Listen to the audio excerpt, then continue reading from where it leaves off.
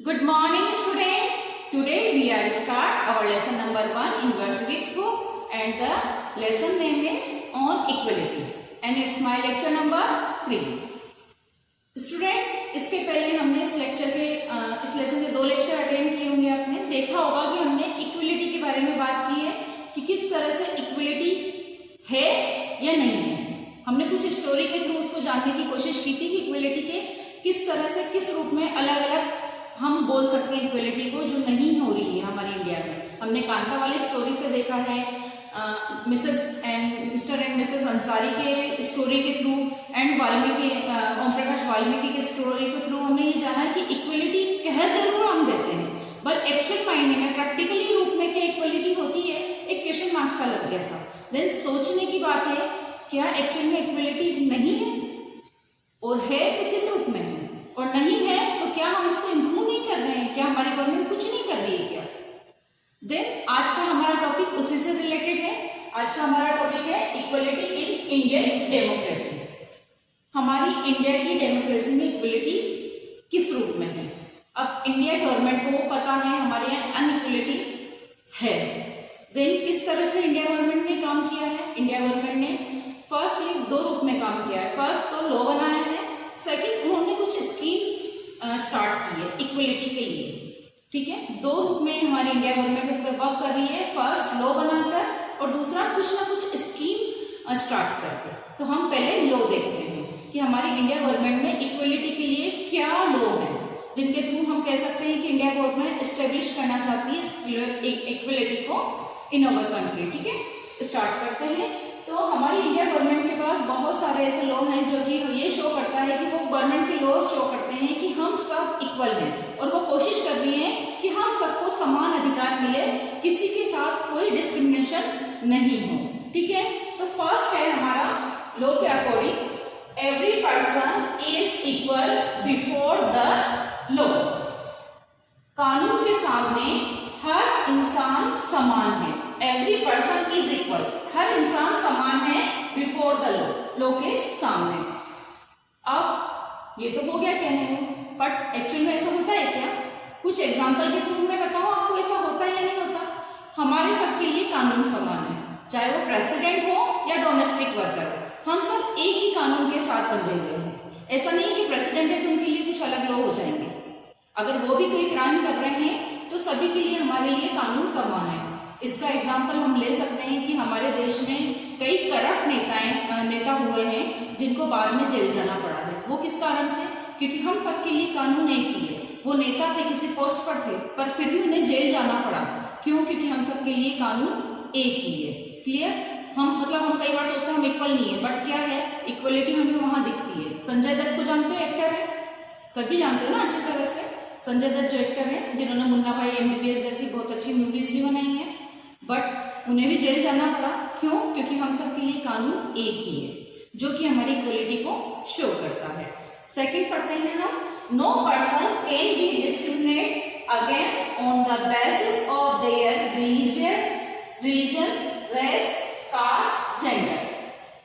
कोई भी पर्सन हो उसके साथ भेदभाव नहीं किया जाएगा। किन मायने में? कि वो किस धर्म का है, किस जाति का है, किस जेंडर का है, लड़का है या लड़की है, जैन धर्म का है, ब्राह्मण धर्म का है या मुस्लिम है। हम उन बेसिस पे किसी के भी साथ कोई भेदभाव नहीं करेंगे। डिस्क्रिमिनेशन मींस भेदभाव। तो हम किसी के भी साथ कोई भेदभाव नहीं किया जाएगा। किसी भी कास्ट के अकॉर्डिंग, किसी कास्ट को अगर वो बिलोंग कर रहा है तो हम उसके साथ भेदभाव नहीं करेंगे। किसी भी जेंडर से बिलोंग कर रहा है, किसी के भी साथ कोई भेदभाव नहीं किया जाएगा। Clear. And third is every person has access to all public place including playground, hotel, shops etcetera. हर इंसान की पहुंच में है, जितनी भी पब्लिक प्लेस है उसका यूज हर इंसान कर सकता है, चाहे वो रिच हो, पुअर हो या किसी भी कास्ट को बिलोंग करता हो। हर इंसान के पहुंच में है पब्लिक प्लेस। पब्लिक प्लेस का हम सब नॉर्मली यूज करते हैं, जितने भी रोड है हमारे पब्लिक प्लेस है। क्या ऐसा तो नहीं होता कि वहाँ रिच पर्सन ही जाएगा या पर्टिकुलर कास्ट का ही लोग जाएंगे। हम सभी जाते हैं। पार्क भी एज इट इज हम सभी यूज करते हैं।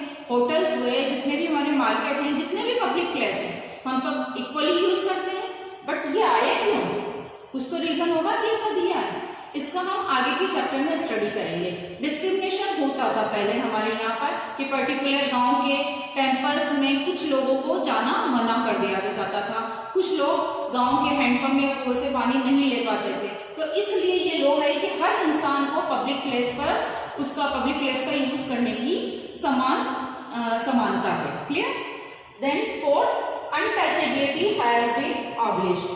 अनटचेबिलिटी, छुआछूत को अब स्वीकार नहीं किया गया है, उसे टोटली बंद कर दिया गया है। पहले हमारे इंडिया में काफी छुआछूत होती थी, कास्टिज्म पर बेस्ड थी ये छुआछूत, लोअर कास्ट अपर कास्ट में हमारा इंडिया बटा हुआ था। बट अब जो है अनटचेबिलिटी को पूरी तरह से बंद कर दिया गया है, स्वीकार नहीं किया गया है, किसी भी रूप में ये यहाँ पर नहीं है। तो ये तो कुछ कानून गवर्नमेंट ने बना दिए हैं जो कि हमारे कॉन्स्टिट्यूशन में लिखे हुए हैं, काफी सालों से मेंशन है। बट सिर्फ कानून बनाने से तो इक्वलिटी नहीं आती ना, क्योंकि उसके लिए तो और भी बहुत से फैक्टर काम करते हैं। गवर्नमेंट ने तो कानून बना दिए बट इक्वलिटी तो फिर भी हमें दिखाई नहीं दे रही। देन गवर्नमेंट ने डे बाय डे जब भी जहां भी जरूरत हुई कुछ स्कीम्स लॉन्च की है। थोड़ा सा उन्हीं स्कीम्स के बारे में जान। हमारी गवर्नमेंट ने इक्वलिटी के लिए कई सारी स्कीम्स लॉन्च की हैं, बट उसमें से मेन स्कीम्स है हमारी मिड डे मील की स्कीम। मिड डे मील की स्कीम के बारे में आपने I think 5th class 6th class में काफी कुछ पढ़ा होगा। इसी को थोड़ा सा हम जानने की कोशिश करते हैं कि किस तरह से ये स्कीम स्टार्ट हुई और क्या वर्क किया।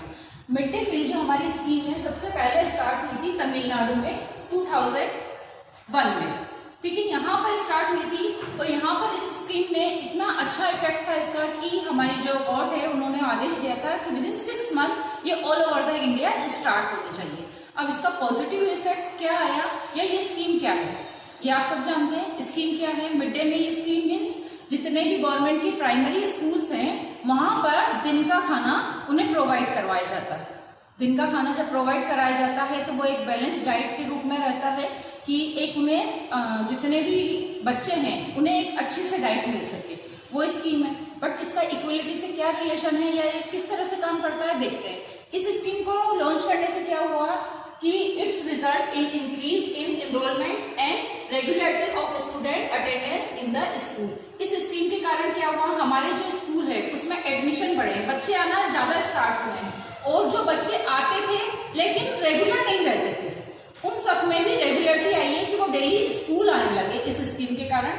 सेकेंड है रिड्यूस कास्ट प्रेशर्स, मीन्स हमारी जितनी भी कास्टिज्म पे जो हम बात कर रहे हैं, इक्वलिटी पर जो हम बात कर रहे हैं, उसमें क्या हो रहा है कि ये दो तरह से हमारी कास्टिज्म को इफेक्ट कर रहा है। फर्स्ट तो जितने भी बच्चे हैं स्टूडेंट ईट मील टुगेदर, जितने भी बच्चे हैं वो सब मिलकर साथ में खाना खा रहे हैं, मीन्स उनमें इक्वलिटी आ रही है, सब साथ में बैठ रहे हैं। सेकेंड, दलित वुमेन्स एम्प्लॉयड, जितने भी जो मिड डे मील की स्कीम है वहां पर कोशिश की जा रही है कि जब भी खाना बनाने का काम है तो जितनी भी वुमेन्स आती हैं उनमें से दलित वुमेन भी अगर आती हैं तो उन्हें भी उसमें रोजगार दिया जाता है कि आप यहाँ आकर खाना बना सकते हैं। मीन्स दोनों स्टैंडर्ड पर हम इक्वलिटी कर रहे हैं कि एक तो बच्चे सारे साथ मिलकर खा रहे हैं, देन उनमें समानता का फीलिंग्स आ रही है कि कोई भी बच्चा लोअर कास्ट का हो या अपर कास्ट का हो बट वो एक ही साथ बैठ रहे हैं। सेकंड, दलित वुमेन अगर खाना बना रही है और उसी को हम सब खा रहे हैं तो वहां पर भी इक्वलिटी को हमारी इफेक्ट कर रहा है कि इससे हम समझ पा रहे हैं कि वो इक्वलिटी के लेवल पर आ रहे हैं। थर्ड है reduce the hunger of poor student. हमारे यहाँ पर इंडिया में गरीबी बहुत है, बहुत सारे बच्चे ऐसे हैं जो स्कूल नहीं आते हैं क्योंकि वो काम पर जाना होता है उन्हें उनकी मदर के साथ, या फिर उनको खाना ही नहीं मिल पाता। देन वो सोचते हैं कि स्कूल जाके पढ़ाई करें, कहाँ से करें जब हमारे पेट में खाना ही नहीं है, हमें तो भूख लग रही है तो पढ़ाई में मन लगेगा क्या उनका। बट इस स्कीम के थ्रू वो यहाँ आते हैं, उन्हें खाना भी प्रोवाइड हो जाता है और एजुकेशन भी प्रोवाइड होती है। फर्स्ट अब क्वेश्चन ये आता है कि अगर हम मिड डे मील की स्कीम दे रहे हैं तो एजुकेशन के थ्रू ही क्यों दे रहे हैं, कुछ और रीजन क्यों नहीं है। तो एजुकेशन इक्वलिटी को कहीं ना कहीं बहुत ज्यादा इफेक्ट करता है, क्योंकि जब हम इक्वलिटी की बात करते हैं, आज आप और हम अगर इक्वलिटी की बात कर रहे हैं तो किस लिए कर रहे हैं, क्योंकि हम एजुकेटेड हैं, हम उस चीज को समझ पा रहे हैं या फिर हम उसको स्टडी कर रहे हैं, पढ़ रहे हैं। बट अगर हम अनएजुकेटेड होते तो हम पढ़ ही नहीं पाते या उस एटीट्यूड को या उस चीज को समझ ही नहीं पाते कि आज भी इक्वल है या नहीं है, या कहीं भेदभाव तो नहीं हो रहा है। क्योंकि आज एजुकेशन ही हमारी बुक्स ही एक वो साधन है जिसके थ्रू हम जान सकते हैं कि इंडिया में इक्वल होते हुए भी हम सब कितने पहलू पर अनइक्वल हैं। तो इसीलिए गवर्नमेंट ने बेस किया है स्कूल को, एजुकेशन को इक्वलिटी लाने पे। तो अभी तक हमने दो तरह से इक्वलिटी के उस पर बात की है। फर्स्ट हमने गवर्नमेंट का वो डिस्कस किया कि गवर्नमेंट लॉ के थ्रू इक्वलिटी ला रही है। सेकंड, गवर्नमेंट स्कीम्स ला रही है जिनके थ्रू उनकी कोशिश है कि सभी लोगों में भेदभाव न रहे, इक्वलिटी आए। थर्ड, जो कि हमें वर्क करना है, हमें किस तरह से वर्क करना है। गवर्नमेंट ने तो इनके थ्रू वर्क कर लिया कि कोशिश कर रही है इक्वल हो सभी, बट हमें कैसे वर्क करना है, हमें हमारा एटीट्यूड चेंज करना है। जब तक हमारा एटीट्यूड चेंज नहीं होगा, गवर्नमेंट कितना ही वर्क कर ले, हम लोग इक्वलिटी नहीं ला सकते। हमारे खुद के एटीट्यूड को चेंज करने पर ही हम ये सोच सकते हैं कि इक्वल हो पाएंगे। और एटीट्यूड क्या इमीडिएटली चेंज हो जाता है? धीरे धीरे टाइम लगता है, लेकिन हाँ, जब हम एजुकेटेड रहते हैं, कुछ पढ़ते हैं इसके बारे में, देन हम उस चीज पर सोचते हैं और ये भी सोचने पे मजबूर होते हैं कि ये सभी सही है और हमें हमारे एटीट्यूड को चेंज करने की जरूरत है। हम खुद जब चेंज होते हैं तो हम हमारी फैमिली के एटीट्यूड को भी थोड़ा सा चेंज कर पाते हैं। तो इस लेसन का मेन मीनिंग यही है कि हम इक्वलिटी के बारे में थोड़ा सा जो हमारा एटीट्यूड है उसे कुछ चेंज करें। ये तो हमारी इंडिया की बात हुई, लेकिन क्या इंडिया के बाहर भी इक्वलिटी है या अनइक्वल है? वहां पर भी कुछ ऐसा होता है क्या? अभी हमने हमारे इंडिया में कास्टिज्म की बात की, क्लास की बात की, अपर क्लास लोअर क्लास में इक्वलिटी नहीं है। तो अभी तक हमें ये लगता है इंडिया ही ऐसा देश है जहां पर अनइक्वलिटी है। दूसरी कंट्रीज में तो नहीं होती होगी, बट डियर स्टूडेंट्स, बहुत सारी ऐसी कंट्रीज है जहां पर भी अनइक्वलिटी है। अगर हम एग्जाम्पल देखें तो आपकी बुक में है कि अमेरिका का, यूनाइटेड स्टेट ऑफ अमेरिका, हम उसकी बात कर लेते हैं। वहां पर दो क्लास के लोग हैं, एक है black people and second white people. गोरे और काले दो तरह के लोग हैं। गोरे लोग अमेरिकन ही हैं जो वहीं के रहने वाले हैं, और काले लोग जो हैं वो अफ्रीका से काफी सालों पहले एज ए गुलाम अमेरिका में शिफ्ट हुए थे। उन्हें गुलाम बना के लाया गया था, बट उसको बहुत टाइम पीरियड हो गया और अब वो एज ए सिटीजन अमेरिका में रहते हैं। बट फिर भी आज भी उनको किस तरह से देखा जाता है? एज ए गुलाम। ये अनइक्वलिटी अमेरिका की मेन है, जो कि हम इसको समझने की कोशिश करते हैं कि वहां जब गोरे और काले लोगों में, हमारे यहाँ कास्टिज्म वाइज है, क्लास वाइज है, वहां गोरे और काले लोगों में किस तरह का भेदभाव है कि गोरे लोगों के लिए अलग स्टैंडर्ड के स्कूल है, काले लोगों के लिए अलग स्कूल है। बस में अगर एक ही बस में अगर वो ट्रेवल कर रहे हैं, तो अगर बस में कोई काले इंसान कोई बैठे हैं और कोई गोरा इंसान आ जाता है, तो उन्हें उठना होता है और अपनी सीट उन्हें प्रोवाइड करवानी होती है, या फिर बैक साइड पर उन्हें बैठना होता है। वो भी अगर सीट ब्लैंक है, प्लेस है, तो हम बैठ सकते हैं, अदरवाइज हम बैठ भी नहीं सकते। तो इस तरह की अनइक्वलिटी वहां पर बहुत ज्यादा देखने को मिलती है। इसी अनइक्वलिटी को दूर करने के लिए सबसे पहले स्टेप लिया था रोजा नाम की एक लेडी ने, जो कि दिन भर की थकी हुई बस में ट्रेवल कर रही थी। एंड बस में ट्रेवल करने के साथ जब उन्हें एक गोरे लोगों को सीट प्रोवाइड करानी थी, तो उन्होंने मना कर दिया क्योंकि वो भी थकी हुई थी। देन उसने एक धीरे धीरे आंदोलन का रूप लिया, और वही आंदोलन बहुत ज्यादा लार्ज लेवल पर बढ़ा, और 1964 में एक सिविल राइट मूवमेंट बना, जो कि ये शो करता है वहां के लिए कि वो किसी भी देश से आए हों, किसी भी कास्ट के हों, उनमें सब में समानता का बिहेवियर किया जाएगा।